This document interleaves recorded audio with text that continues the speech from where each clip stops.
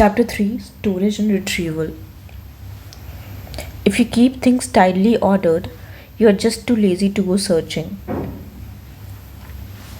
One of the most fundamental level, a database needs to do two things. When you give it some data, it should store the data, and when you ask it again later, it should give the data back to you.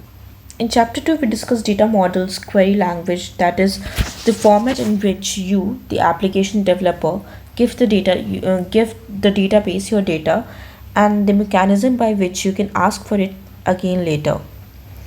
In this chapter, we discuss the same from the database point of view, how we can store the data that we are given, and how we can find it again when we are asked for it. Why should you, as an application developer, care how the database handles storage and retrieval internally? You're probably not going to implement your own storage engine from scratch, but you do need to select the storage engine that is appropriate for your application from the many that are available. In order to tune a storage engine to perform well on your kind of workload, you need to have a rough idea of what the storage engine is doing under the hood. In particular, there is a big difference between storage engines that are optimized for the transactional workloads and those that are optimized for analytics. We will explore the distinction in transaction processing or analytics on page 90 and in column oriented storage on page 95. We'll discuss a family of storage engines that is optimized for analytics. However, first we'll start this chapter by talking about the storage engines that are used in the kinds of databases that you are probably familiar with.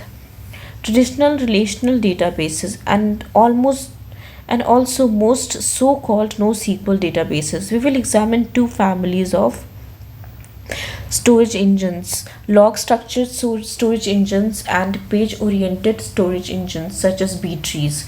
Data structures that power your database. Consider the world's simplest database implemented as two bash functions: db set echo $1 $2 database.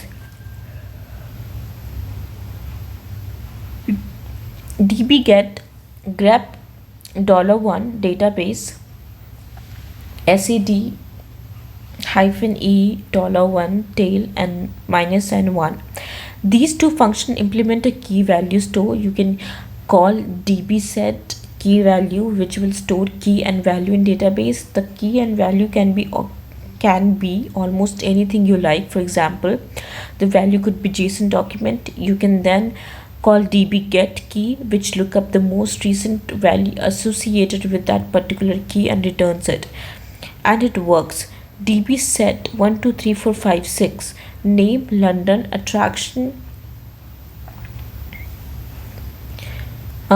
attractions Big Ben London Eye. db set 42 name San Francisco attractions Golden Gate Bridge. db get 42 name San Francisco attraction Golden Gate Bridge. So like how we are actually storing the database, let's so what you are giving this key and you're giving this value, okay, in the database, and then you grab it by the key.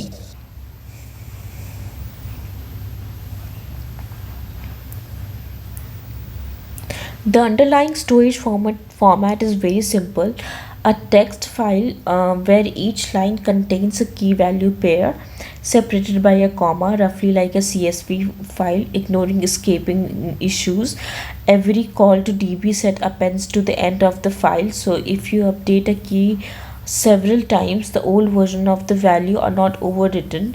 You need to look at the last occurrence of a key in a file to find the latest value, hence the tail -n1 in db get. Our db set function usually has pretty good performance for something that is so simple, because appending to a file is generally very efficient.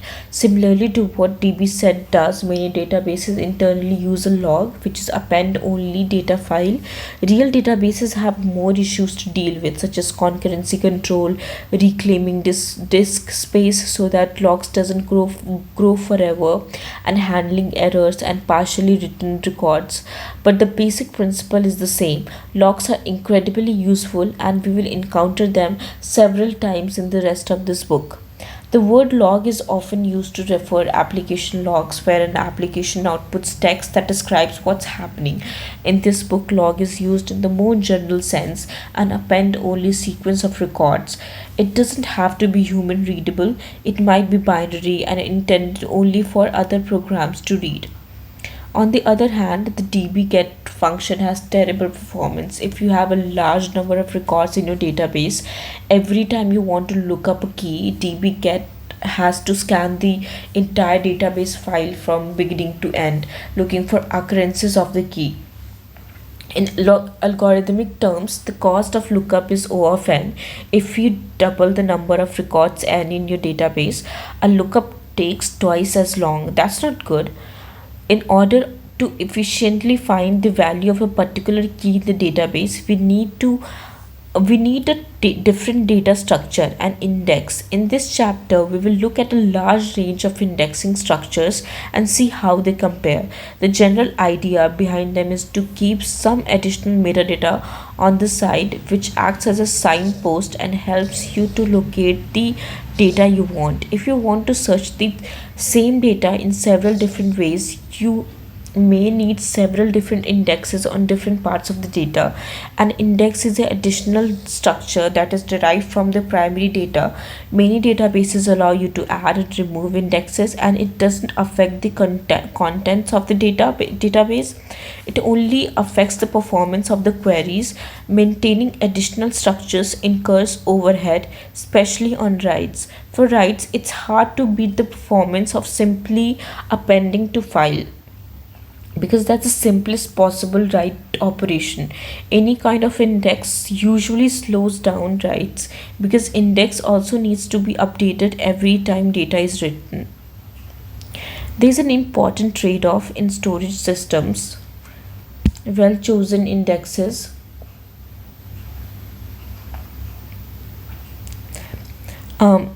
a well-chosen index speed up read queries, but every index slows down writes. For this reason, database don't usually index everything you by default, but require you, the application developer or database administrator, to choose index manually. Using your knowledge of the application's typical query patterns, you can then choose the indexes that give your application the greatest benefit without introducing more overhead than necessary. Hash indexes. Let's start with the indexes for key value data. This is not the only kind of data you can index, but it's very common and it's a useful building block for more complex indexes. Key value stores are quite similar to dictionary type that you can find in most programming languages, and which is usually implemented as a hash map, hash table. Hash maps are described in many algorithms textbooks, so we won't go into detail of how they work here, since we already have hash maps for our in-memory data structures. Why not use them to index our data on disk? Let's say our data storage consists of appending to a file as in preceding example. Then the simplest possible indexing strategy is this: keep an in-memory hash map where each key is mapped to a byte offset in the data file, the location at which the value can be found as illustrated in figure. Wherever you append a new key value pair to the file, you also update the hash map to reflect the offset of the data you just wrote. This works both for inserting new keys and for updating existing keys. When you want to look up a value, use the hash map to find the offset in the data file, seek to that location and read the value.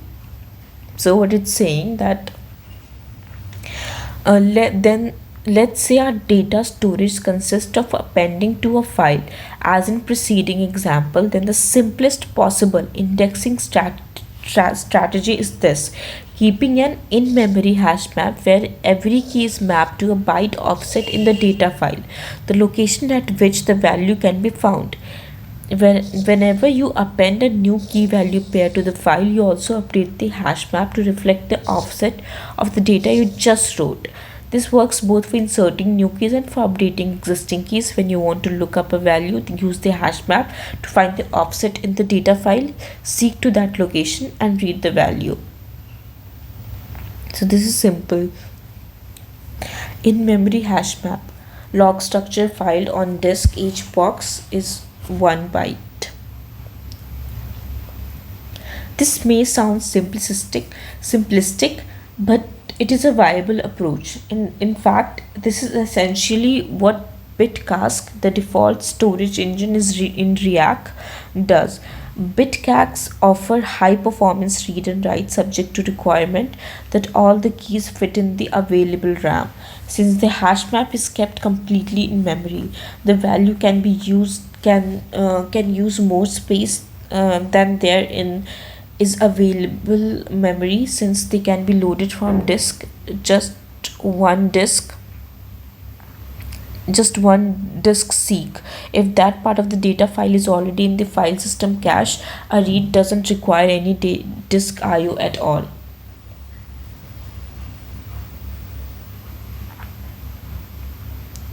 A storage engine like Bitcask is well suited to situations where the value of for each key is updated frequently. For example, the key might be the URL of a cat video, and the value might be the number of time it has been played, incremented every time someone hits the play button.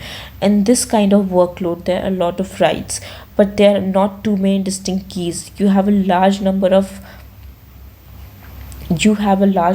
writes per key, but it's feasible to keep all the keys in memory. As described so far, we only ever append to a log. So how do we avoid eventually running out of disk space? A good solution is to break the log into segments of a certain size by closing a segment file when it reaches a certain size and making subsequent writes to a new segment file. We can then perform compaction on these segments as illustrated in figure 3.2. Compaction means throwing away duplicate keys in the log and keeping only the most recent updates for each key. Moreover, since compaction often makes segments much smaller, assuming that a key is overwritten several times on average within one segment, we can also merge several segments together at the same time as performing the compaction as shown in figure 3.3. Segments are never modified after they have been written, so the merged segment is written to a new file. The merging and compaction of a frozen segments can be done in background thread while it is going on. We can still continue to serve read and write requests as normal using the old segments. After the merging process is complete, we switch read requests to using the new merged segment instead of the old segments, and then the old segment files can simply be deleted. Each segment now has its own in-memory hash table mapping to a file offsets. In order to find the value of a key, we first check the most recent segment's hash map. If the key is not present, we check the second most recent segment, and so on. The merging process keeps the number of segments small, so lookups don't need to check many hash maps. Lots of detail goes into making this simple idea work in practice. Briefly, some of the issues that are important in real app implementations are file format. CSV is not the best format to log. It's faster and simpler to use a binary format that first encodes the length of the string in bytes, followed by the raw string without need for escaping. Deleting records. If you want to delete a key and its associated value, you have to append a special deletion record to the data file, something called a tombstone. When log segments are merged, the tombstone tells the merging process to discard any previous values for the deleted key. Crash recovery. If the database is restarted, the in memory hash maps are lost. In principle, you can restore each segment's hash map by reading the entire segment file from beginning to end, nothing, and noting the offset of the most recent value for every key as you go along. However, that might take a long time if the segment files are large, which would make server restarts painful. Bitcask speeds up recovery by storing a snapshot of each segment's hash map on disk, which can be loaded into memory more quickly. Partially written records. The database may crash at any time, included halfway through appending a record to the log. Bitcask files include checksums, allowing such corrupted parts of the log to be deleted and ignored. Concurrency control. As writes are appended to the log in a strictly sequential order, a common implementation choice is to have only one writer thread. Data file segments are append only and otherwise immutable, so they can be read concurrently by multiple threads. An append only log seems wasteful at first glance. Why don't you update the file in place, overwriting the old values with a new value? But an append only design turns out to be good for several reasons. Appending and segment merging are sequential write operations, which are generally much faster than the random writes, especially on magnetic spinning disks hard drives. To some extent, sequential writes are also preferable on flash based solid state drives. We will discuss this issue further in comparing B trees and SLM trees on page 83. Concurrency and crash recovery are much simpler if segment files are append only or immutable. For example, you don't have to worry about the case where a crash happened while a value was being overwritten, leaving you with a file containing part of the old and part of the new values spliced together. Merging old segments avoids the problem of data files getting fragmented over time. However, the hash table index also has limitation. The hash table must fit in memory, so if you have a very large number of keys, you're out of luck. In principle, you could maintain a hash map on disk, but unfortunately, it is difficult to make an on-disk hash map perform well. It requires a lot of random access I/O. It is expensive to grow when it becomes full, and hash collision require fiddly logic. Range queries are not efficient. For example, you cannot easily scan over all the keys between kitty 000 and kitty 99999. You'd have to look up each key individually in the hash maps. In the next section, we will look at the indexing structure, and that doesn't have those limitations. SS table and LSM trees. We will start with SS tables and LSM trees in the next part, not now. Bye.